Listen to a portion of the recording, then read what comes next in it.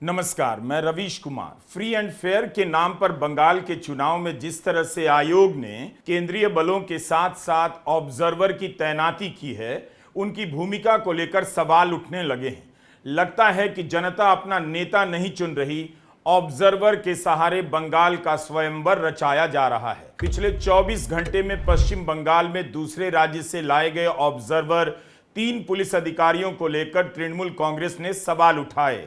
UP से भेजे गए आईपीएस अजयपाल शर्मा, ओडिशा के आईपीएस अधिकारी बटुला गंगाधर, ओडिशा से ही परमार स्मिथ पुरुषोत्तम दास पर गंभीर आरोप लगे हैं। पश्चिम बंगाल में आयोग ने 84 पुलिस ऑब्जर्वर तैनात किए हैं, मगर दूसरे चरण के मतदान से पहले 11 और ऑब्जर्वर की तैनाती करनी पड़ी। इनमें से 3 ऑब्जर्वर को लेकर सीरियस सवाल खड़े हो रहे हैं।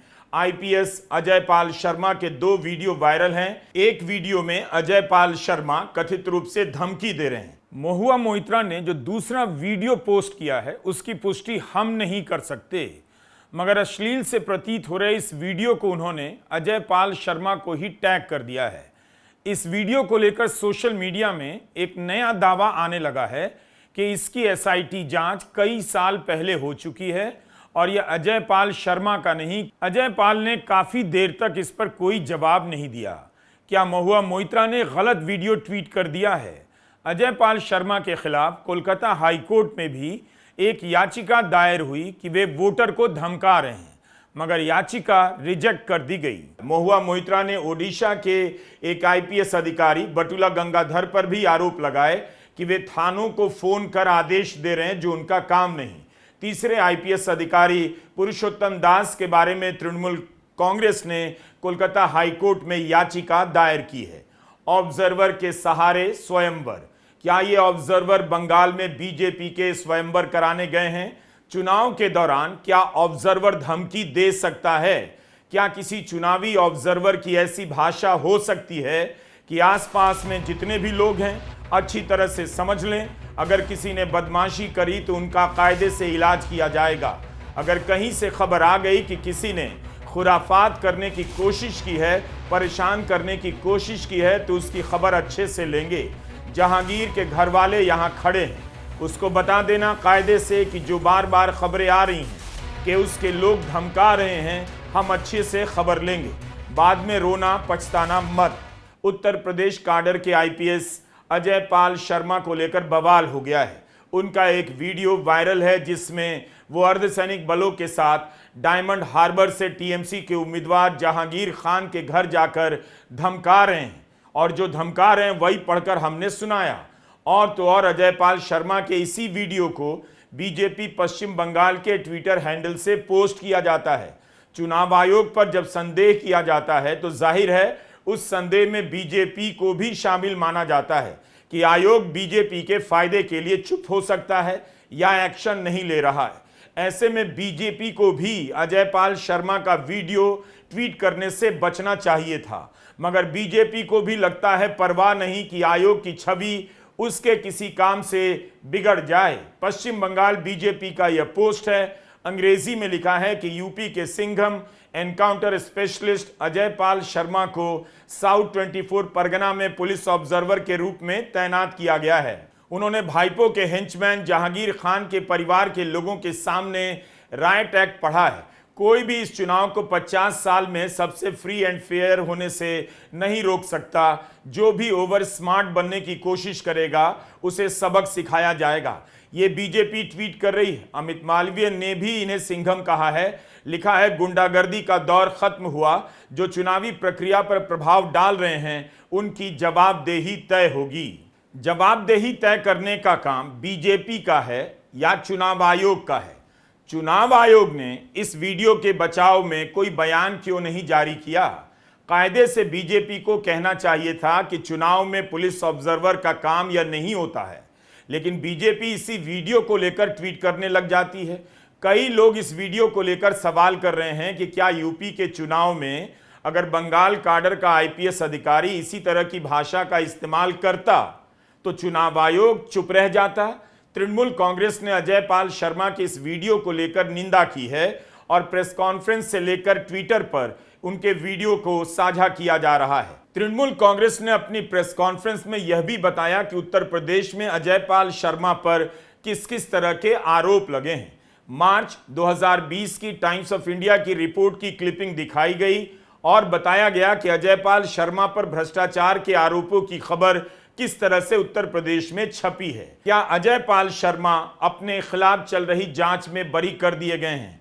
क्या चुनाव आयोग ऐसे अफसर को ऑब्जर्वर बनाकर भेज सकता है जिस पर आरोपों की जांच चल रही हो? But this Ajay Pal Sharma is also a very colorful character, because this Ajay Pal Sharma was also the center of two investigations. One is a corruption investigation. The second is a criminal breach of trust. Let me show you an article from March 2020 by Times of India, where it clearly says that this Ajay Pal Sharma was in the center of a cash for posting scam, where he used to collect money from other officers in return of plum postings, and he was subsequently transferred from there. आप यह video Mahua Moitra के Twitter handle पर जाकर देख सकते हैं। अजय पाल शर्मा को ना पता हो तो उन्हें बता भी सकते हैं। चुनाव आयोग से पूछ सकते हैं कि आपने तुरंत जवाब क्यों नहीं दिया। अगर यह वीडियो सही है तो क्या ऐसे अफसरों को चुनाव आयोग तैनात करेगा? यह पहली बार नहीं कि चुनाव की ड्यूटी में लगे किसी अधिकारी ने अपनी सीमा का कथित रूप से अतिक्रमण किया है, लेकिन इस भाषा में उम्मीदवार के समर्थकों को धमकाना क्या निष्पक्षता का सबूत माना जाएगा? खुद चुनाव आयोग ने डायमंड हार्बर पर तैनात 5 अधिकारियों को इसलिए निलंबित किया क्योंकि वे न्यूट्रल नहीं लगे। फिर अजय पाल शर्मा के वीडियो को क्या न्यूट्रल माना जा सकता है? क्या चुनाव का ऑब्जर्वर चुनाव में गड़बड़ करने वाले हर व्यक्ति के घर जाकर मौखिक रूप से धमका देगा? चुनावी प्रक्रिया को रिपोर्ट करने वाले अरविंद गुणाशेखर ने लिखा है, पुलिस ऑब्जर्वर का काम होता है देखना कि पुलिस किस तरह से काम कर रही है, ना कि जिले के एसपी की तरह आदेश देने लग जाए। पूर्व आईएएस अधिकारी केबीसी सिंह ने लिखा है कि मैंने 3 लोकसभा चुनाव में अलग अलग राज्यों में ऑब्जर्वर की ड्यूटी की है। हमें एक कार्डिनल रूल अच्छे से समझा दिया जाता है कि चुनाव के ऑब्जर्वर का काम है आयोग के आंख और कान के रूप में काम करना, लेकिन उसे अपना मुंह बंद रखना है। अजय पाल शर्मा का वायरल वीडियो डायमंड हार्बर का है, जहां के फौलता से तृणमूल के जहांगीर खान उम्मीदवार हैं। जहांगीर खान ने आरोप लगाया है कि अजय पाल शर्मा पार्टी ऑफिस में देर रात 3 बजे चले गए, कार्यकर्ताओं को धमकी देने लगे। उसके बाद उन्होंने उनके परिवार को भी धमकी दी। अगर उन्हें कुछ भी कहना था तो एसपी से शिकायत कर सकते थे। चुनाव आयोग का ऐसा कोई नियम नहीं कि पुलिस ऑब्जर्वर लोगों के घर जाकर धमकी दे सकता है। Ajay Pal Sharma, brought in by the Election Commission as the police observer of Diamond Harbour.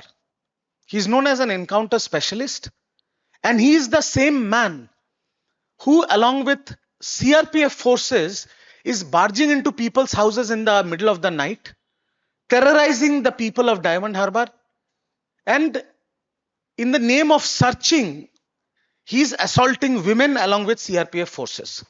Bharat का लोकतंत्र क्या गड्ढे में जा रहा है? आपकी पहचान का आधार यही एक लोकतंत्र है। अगर यह इसी तरह दागदार होता रहा तो नुकसान जनता का भी होगा। हर दिन हम और आप ऐसी घटनाओं को देखने के लिए मजबूर किए जा रहे हैं और आयोग की चुप्पी जनता को बेबस कर रही है। क्या अब चुनाव आयोग का सभी प्रकार के संदेहों से ऊपर रहना जरूरी नहीं रहा? आप भी यही चाहते हैं कि सब बर्बाद ही हो जाए? निष्पक्ष चुनाव कराने के लिए क्या आयोग को ऑब्जर्वर की पृष्ठभूमि चेक करने की जरूरत नहीं थी? आरोप लगता है तो आयोग तुरंत प्रतिक्रिया क्यों नहीं देता है? कोई प्रतिक्रिया नहीं, जबकि अजय पाल शर्मा की खबर टाइम्स ऑफ इंडिया से लेकर इंडियन एक्सप्रेस हर जगह छपी है। क्या आयोग को नहीं दिख रहा कि जनता उसकी भूमिका भी देख रही है? सवाल कर रही होगी कि कैसा आयोग है और कैसा उसका ऑब्जर्वर। चुनाव के ऑब्जर्वर के पास अनेक शक्तियां होती हैं, फिर अजय पाल शर्मा के पास धमकी देने का रास्ता ही क्यों बचा?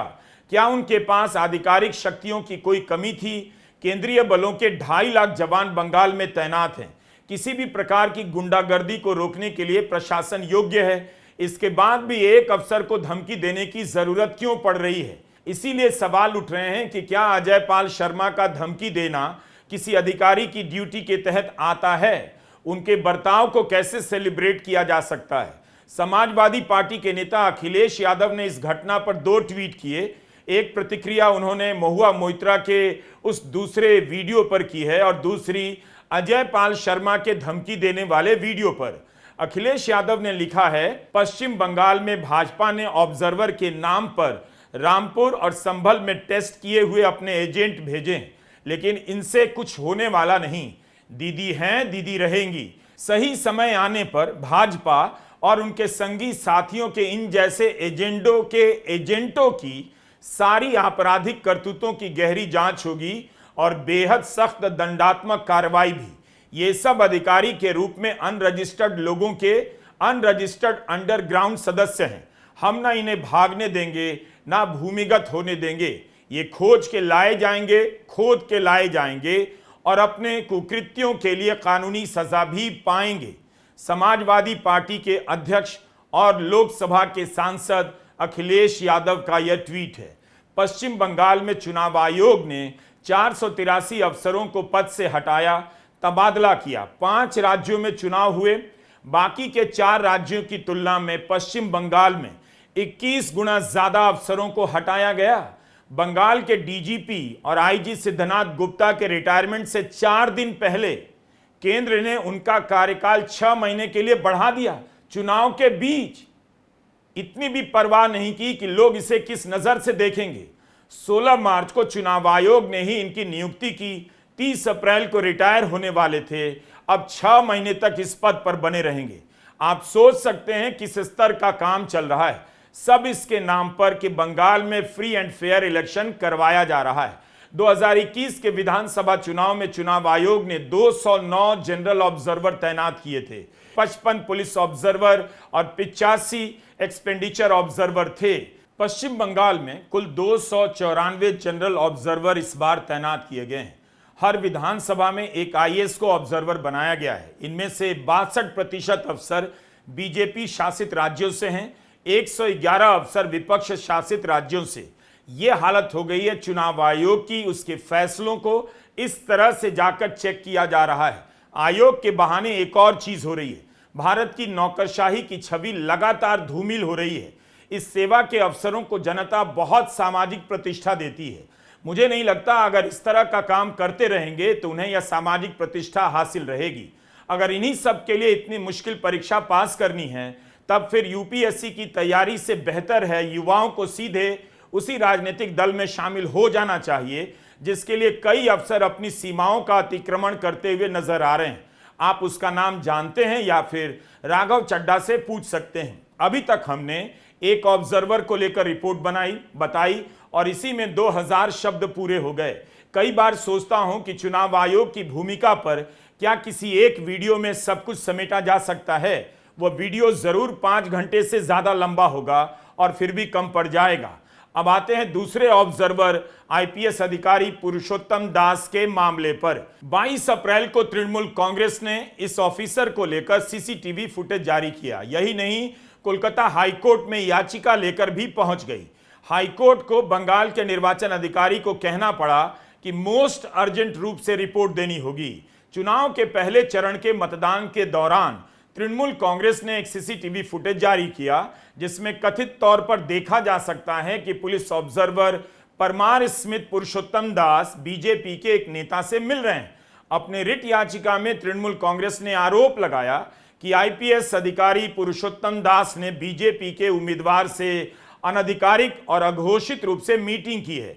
इसे सीरियस मिसकंडक्ट कहते हुए टीएमसी नेता राजीव कुमार ने अपनी याचिका में कहा है पुरुषोत्तम दास ने अपनी बुकिंग उस होटल में करवाई जहां पर मीटिंग हुई, जिसे प्रोटोकॉल के उल्लंघन के रूप में देखा जाना चाहिए। इस तरह का बर्ताव चुनाव के ऑब्जर्वर के लिए तय नियमों का उल्लंघन है। यह निष्पक्षता, पारदर्शिता और संस्थानिक अखंडता पर सवाल खड़े करता है। जनता के बीच चुनावी प्रक्रिया में भरोसा कम करता है। यह तृणमूल की याचिका में लिखा है।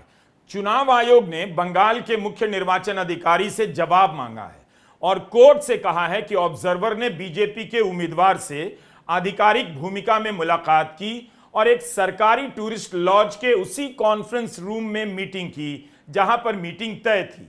कुछ भी छिपाकर नहीं किया गया। क्या उस अधिकारी ने तृणमूल के उम्मीदवार से भी इसी तरह कहीं और मुलाकात की होगी? क्या ऑब्जर्वर इस तरह की मुलाकात उम्मीदवारों से करते हैं? दूसरे दलों के लिए भी यह सबक है, विपक्षी दलों के लिए। हारना जीतना अलग बात है, लेकिन हर स्तर पर तृणमूल कांग्रेस जागी हुई नजर आती है। इतनी तैनाती आयोग ने की और पकड़ रही है तृणमूल कांग्रेस अलग अलग मामलों में ऑब्जर्वर को। कायदे से अगर आयोग फ्री एंड फेयर कराना चाहता है तो उसे अपने ऑब्जर्वर पर भी नजर रखनी चाहिए, मगर इनके मामले को उजागर किया तृणमूल कांग्रेस ने। इसका वीडियो अपने ट्विटर हैंडल पर डाला और अब कोर्ट से आदेश ले आई। जिस तरह से तृणमूल कांग्रेस एक पांव पर खड़ी होकर फ्री एंड फेयर के नाम पर हो रहे इस चुनाव का मुकाबला कर रही है, वह दूसरे दलों के लिए सीखने की बात है। महुआ मोइत्रा ने ओडिशा काडर के एक आईपीएस और ऑब्जर्वर बटुला गंगाधर को लेकर भी आरोप लगाए हैं कि वे चुनावी प्रक्रिया में हस्तक्षेप कर रहे हैं। बटुला गंगाधर नादिया में पुलिस ऑब्जर्वर हैं। कथित रूप से अपनी पत्नी को मारने के कारण इनके खिलाफ अनुशासनात्मक कार्रवाई की गई थी और पुलिस मुख्यालय में अटैच कर दिए गए थे। महुआ मोइत्रा ने अपने ट्वीट में इनके बारे में आगे लिखा है कि जब पत्नी को मारने का कथित रूप से आरोप लगा तब गंगाधर मयूरभंज में एसपी थे। चुनाव आयोग ने भी कैसे कैसे अधिकारी चुनकर लाए हैं। महुआ मोइत्रा ने लिखा है कि इन पर जूनियर अधिकारियों को मारने के भी आरोप लगे हैं। उन्होंने कहा कि नादिया में गंगाधर जो कर रहे हैं वो गैर कानूनी है और हाईकोर्ट के आदेश के खिलाफ है। You are illegally calling up OCs and you're illegally calling up police stations and you are asking them to go house to house to and get our Trinamool Congress workers and threaten them and tell them not to leave their homes. Really? Really? I know your boss, Mr. Amit Shah, has said घर से निकलने नहीं देंगे, but you know what? You're the one who's going to have to go back to Orissa. This is our state and we will do the vote. We have a high court order, we have a stay order where nobody is to be arrested and nobody is to be threatened. So don't you dare, Mr. Gangadhar, don't you dare. You've come as an observer to observe and to maintain law and order. You have not come here to threaten and you have not come here to work on the behalf of the BJP and on behalf of the Election Commission. So please stay within the law, know your job, and don't you dare tell any police officer to threaten and pick up our workers and tell them not to leave the house. It's a very polite, very loving message from Mahua Moitra, the MP of the area that you've currently come to observe. Thank you, sir. ऐसा लगता है तृणमूल ने भी पूरा research किया हुआ है कि पश्चिम बंगाल के लिए किस किस तरह के ऑब्जर्वर भेजे जा रहे हैं। 9 अप्रैल की खबर है, मुख्य चुनाव आयुक्त ज्ञानेश कुमार और एक वरिष्ठ चुनाव ऑब्जर्वर के बीच बहस हो गई। बहस के बाद कूच बिहार के जनरल ऑब्जर्वर अनुराग यादव को ऑब्जर्वर की ड्यूटी से हटा दिया गया। 294 ऑब्जर्वर की ऑनलाइन मीटिंग में अनुराग यादव ने ज्ञानेश कुमार की किसी टिप्पणी पर आपत्ति जताई। बहस बढ़ी तो ज्ञानेश कुमार ने अनुराग यादव से कहा, आप घर जाइए। इस पर अनुराग यादव ने जवाब दिया, आप इस लहजे में बात नहीं कर सकते, मैं 25 साल से सर्विस कर रहा हूं।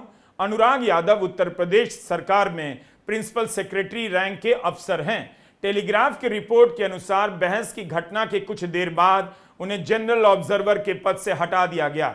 बाद में आयोग के सूत्रों ने बयान दिया कि अनुराग यादव को बहस के कारण नहीं बल्कि इसलिए हटाया गया कि वे पेशेवर रूप से अक्षम पाए गए। वो अपनी कॉन्स्टिट्यूएंसी की बेसिक डिटेल नहीं दे पाए, पोलिंग बूथ की जानकारी नहीं दे पाए, जिसकी वजह से ज्ञानेश कुमार ने उनकी निंदा की। क्या आप में इतना धीरज है कि इन खबरों को आप पूरा देखें, ठहर कर इनके प्रभाव के बारे में सोचें भी? हार जीत किसी की भी हो, क्या इस तरह की खबरें आपको बेचैन नहीं करती? केंद्रीय बलों की तैनाती को लेकर बीजेपी के नेताओं के बयान भी सवाल खड़े करते हैं। इस समय आचार संहिता लागू है। पश्चिम बंगाल में चुनाव आयोग ने केंद्रीय बलों की अप्रत्याशित तैनाती की है। इस समय क्या अमित शाह यह बयान दे सकते हैं कि चुनाव के बाद 60 दिनों के लिए इनकी तैनाती रहेगी? कुछ जगहों पर रिपोर्ट हुआ है कि उन्होंने 7 दिन तक तैनाती की बात कही है। अगर ऐसा है तो गृहमंत्री के कार्यालय को बताना चाहिए कितने दिनों की तैनाती की बात उन्होंने की है।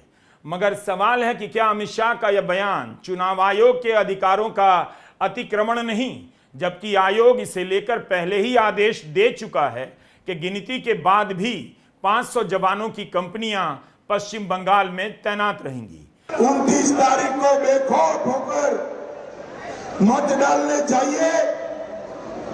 ईडी के गुंडों की चिंता मत करिए। चुनाव आयोग ने चप्पे चप्पे पर सीआरपीएफ बिठाई और आज मैं बोलकर जाता हूं, चुनाव के बाद भाजपा सरकार आनी है, फिर भी 60 दिन तक ये सीआरपीएफ यही रहने वाली है।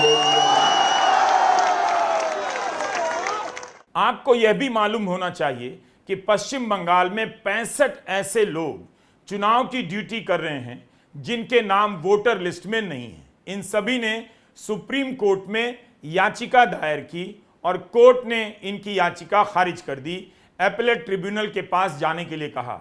कोर्ट ने इनके वोटिंग के अधिकार की रक्षा तुरंत नहीं की, ट्रिब्यूनल पर टाल दिया। जबकि इनके वकील सीनियर एडवोकेट आदित्य समादर ने कहा, यह तो अप्रत्याशित स्थिति है, इनमें से कुछ को पीठासीन अधिकारी की ड्यूटी मिली है और यही वोट नहीं दे पाएंगे। चुनाव कराने के लिए इन पर भरोसा किया जा रहा है मगर वोट देने के लिए नहीं।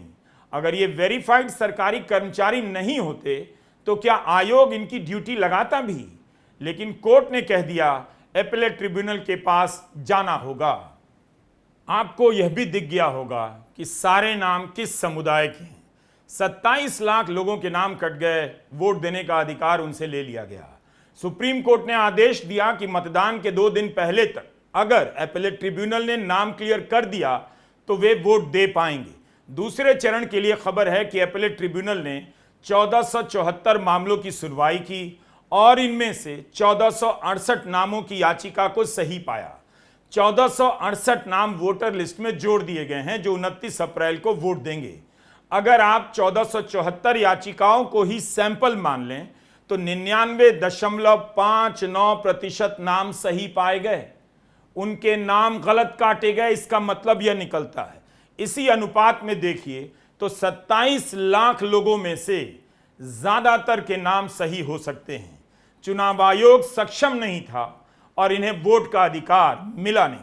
यह फोटो कितना भी अच्छा हो कि भारत के प्रधानमंत्री युवाओं के साथ फुटबॉल खेल रहे हैं, रोनाल्डो की तरह कूल लग रहे हैं, मगर ये युवा भी कभी जानेंगे कि उनके साथ फुटबॉल खेलने से पहले प्रधानमंत्री मोदी ने पश्चिम बंगाल में कई चुनावी सभाएं की, मगर उन्होंने 27 लाख लोगों के वोट के अधिकार का मुद्दा नहीं उठाया। क्या भारत के प्रधानमंत्री के लिए यह बड़ा सवाल ही नहीं कि 27 लाख लोगों से वोट के अधिकार ले लिए गए? 29 अप्रैल को दूसरे चरण की 142 सीटों के लिए मतदान हो रहे हैं और इस चरण में करीब 14 लाख लोगों के नाम वोटर लिस्ट से काटे गए हैं जिन्होंने एपेलेट ट्रिब्यूनल में याचिका दायर की है। एक आंकड़ा और है, जितने मतदाताओं के नाम वोटर लिस्ट में जुड़े हैं यानी 1468, उससे अधिक पिछले 26 घंटे में गिरफ्तारियां हुई हैं। गिरफ्तारियों की संख्या 1500 के पार जा चुकी है। भारत के चुनावों में अब चुनाव आयोग अलग भूमिका में भी नजर आता है। प्राथमिकताएं काफी बदल गई हैं। एक चीज और बदली है, 2024 में चुनाव का कुछ भी वीडियो लाखों लोगों के बीच पहुंच जाता था, मगर अब वैसा नहीं। क्या दर्शकों की दिलचस्पी चुनाव की इन खबरों में नहीं रही? कई दर्शक शिकायत करते हैं और पूछते हैं कि उनकी टाइमलाइन पर चुनाव वाला वीडियो क्यों नहीं आता। क्या इसी वजह से इलेक्शन के वीडियो का व्यूज कम होने लगा है? 23 अप्रैल के मतदान के बाद हमने जो वीडियो बनाया उसका व्यूज धीरे धीरे बढ़ता रहा और 1 मिलियन तक पहुंचा भी। जो खत्म हो रहा है उसे लेकर आज ही जानने की कोई जरूरत नहीं, आराम से 20 साल बाद भी जान सकते हैं। इसलिए हमें लगा कि पश्चिम बंगाल में चुनाव आयोग को लेकर जो सवाल उठ रहे हैं उनका संकलन करते रहना चाहिए।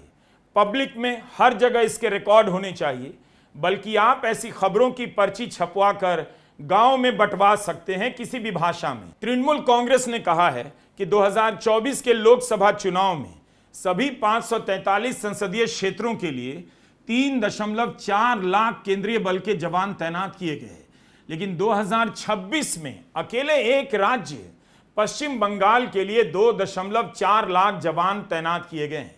इसके बाद भी बीजेपी का एक उम्मीदवार कथित तौर पर कैश बांटता हुआ पकड़ा गया और उसका वीडियो तृणमूल कांग्रेस ने ट्विटर हैंडल पर पोस्ट किया है। आप वहां देख सकते हैं, हम नहीं दिखा रहे क्योंकि इसकी सत्यता की पुष्टि हम नहीं कर सकते। मगर बीजेपी के उम्मीदवार भास्कर भट्टाचार्य ने ऐसे आरोपों से इनकार किया है। कहा है 5 बजे के बाद कैंपेन नहीं कर सकता मगर घर से निकल सकता हूं। तभी टीएमसी ने आरोप लगाना शुरू कर दिया कि पैसा बांट रहा हूं। मैंने खुद एसडीओ को फोन कर बुलाया, कहा मेरी गाड़ी चेक कीजिए तभी यहां से जाऊंगा। चुनाव आयोग ने कहा है उसने इस बार पश्चिम बंगाल में 510 करोड़ पकड़े हैं, मगर किसके पैसे हैं इसकी जानकारी नहीं दी गई। इस दौरान पुलिस ने अलग अलग प्रकार के 10,000 से अधिक विस्फोटक बरामद किए हैं। आयोग के अधिकारियों ने टेलीग्राफ से कहा है दूसरे चरण के मतदान में ज्यादातर शहरी इलाकों में वोटिंग होगी, इसलिए गड़बड़ी का चांस ज्यादा है। आमतौर पर ऐसी गड़बड़ी के आरोप ग्रामीण इलाकों पर लगा करते हैं, मगर आयोग शहरी इलाकों को लेकर ऐसी दलील दे रहा है। आयोग के अधिकारियों ने टेलीग्राफ से कहा इन इलाकों में और तैनाती की जाएगी ताकि जवान जल्दी से जल्दी कार्रवाई कर सके। जिन बूथों पर खतरा है वहां की सड़कों पर सीसीटीवी लगाए जा रहे हैं। बूथ के आसपास के 100 मीटर के दायरे में जवानों को अधिक शक्तियां दी जाएंगी ताकि भीड़ का नियंत्रण हो। सुप्रीम कोर्ट में चुनाव आयोग की तारीफ हुई है कि उसके बंदोबस्त के कारण मतदान का प्रतिशत पहले चरण में बढ़ा है। सुरक्षित माहौल में मतदान हो रहा है। 29 अप्रैल को पश्चिम बंगाल में मतदान समाप्त हो जाएगा, लेकिन उसके साथ साथ चुनावों से जुड़ा भरोसा भी बहुत हद तक कम हो जाएगा। अगर तृणमूल जीतती है तब भी ये सारी खबरें बेमानी नहीं हो सकती। सवाल है जो आरोप लगे, ऑब्जर्वर ने जो किया क्या वह सही था?